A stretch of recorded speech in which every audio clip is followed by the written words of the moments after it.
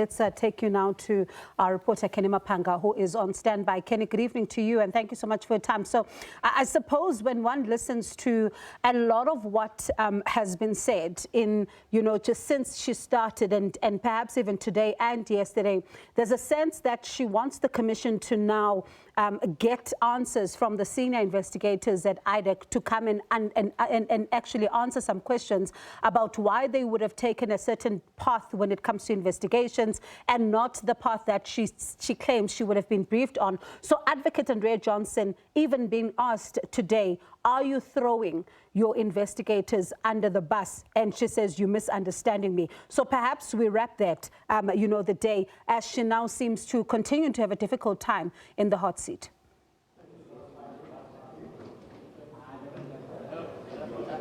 Well, indeed, Bongiwe, a persistent theme continues to run throughout the evidence of Advocate Adv Johnson, who's the former IDEC head.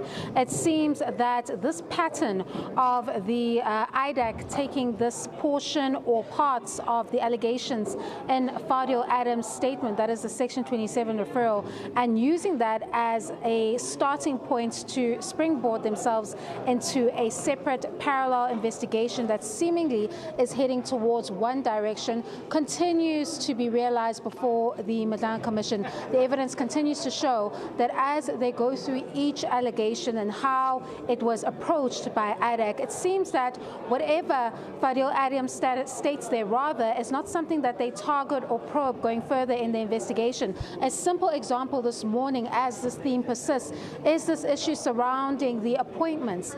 And you see that in the allegation of Fadil Adams, he makes an allegation about the appointments of Lieutenant General Dumsani Khumalo with respect to the former Minister of Police, that is Bheki Cele.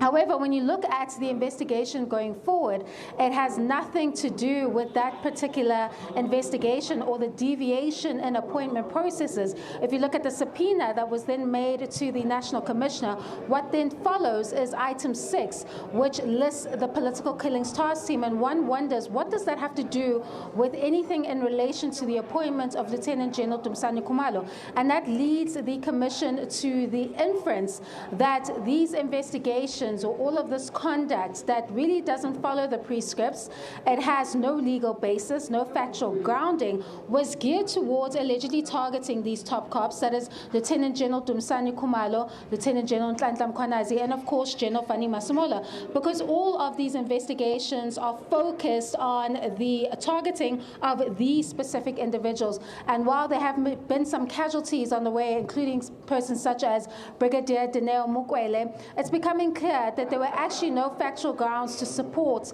the kind of cases that they were pursuing as IDEC and the methods in which they chose to pursue them. And the question that remains at the end of the day is, what was the true motivation behind these actions? Was there allegedly a hidden hand?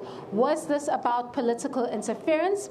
And what could possibly be the true intentions of IDEX in its investigations into crime intelligence and certain South African police services generals? It certainly at this point is not pointing to their mandate of fighting high-level corruption. It seems that IDEC was at the center of these alleged sub-factional wars or sub-factional battles, and it's about understanding who triggered this particular conduct we see of IDEC that really doesn't inspire confidence in terms of what it was designed to do within South Africa following the Zondo Commission and the kind of cases it was expected to take on. But what you see is that they took a simple statement of Fadil Adams, which is also facing its own challenges because there is allegations from 2 witnesses that are set to come in the future that will discuss how there was no second statement taken by Mr. Peramo, raising the allegation that there could be allegedly doctored statements in those dockets that are currently before court,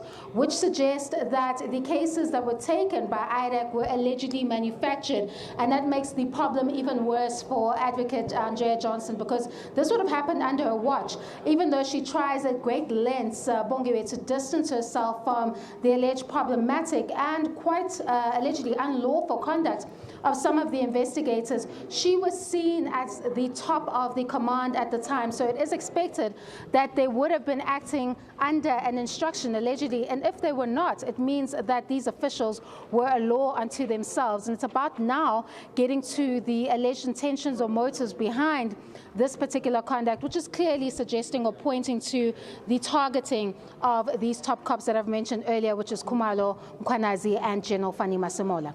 And Kenny, there was, of course, that other moment, right, where she is asked by the chairperson of the commission and, saying that when you look at, for example, line number 6 of the summons, the issues around the disbandment of the PKT team, were they at the time in the public domain? Did you read about them in the media? And then she says that no, she may have, she's not sure, she doesn't know. But then when they go into greater detail with certainty, it seems as though on the face of it, from Samgele's tweet, for example, this matter was out there by as early as the 2nd of January.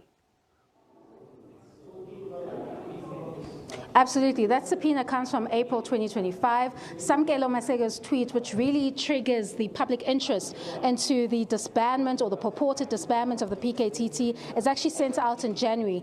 There is no way it could be plausible to try and claim that you would not have seen the media reports surrounding the disbandment of the PKTT, because it was such a massive issue that was discussed in the public terrain. So basically, the point that is being made there is that when she made, or rather when she authorized that subpoena, because really that's what the issue here is, that she's the one that signed off on it. Item 6 is very specific about seeking information about commanders and members of the PKTT. And the question is why? What does that have to do with the allegation made by Fadil Adams that challenges the appointment of Lieutenant General Dumsani Khumalo and the subsequent vetting and the fast tracking, allegedly, of that process? What does the PKTT and its members have to do with that, and how did you just slide that in as item 6? That points to the alleged sinister motive and the kind of narrative that has been put out there as the possible intention and the motive. And I think she concedes, even though she tries to distance herself from it,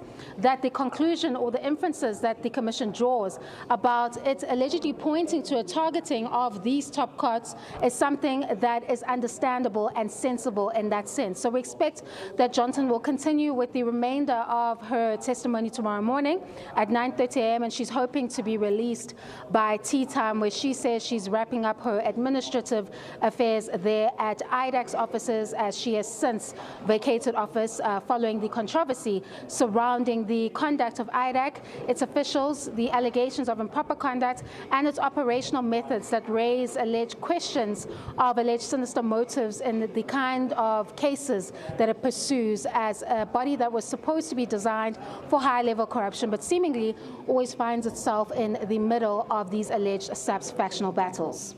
Appreciate your time, Canny Maphanga, there, our colleague, our senior reporter, really tracking the developments in the Madlanga Commission.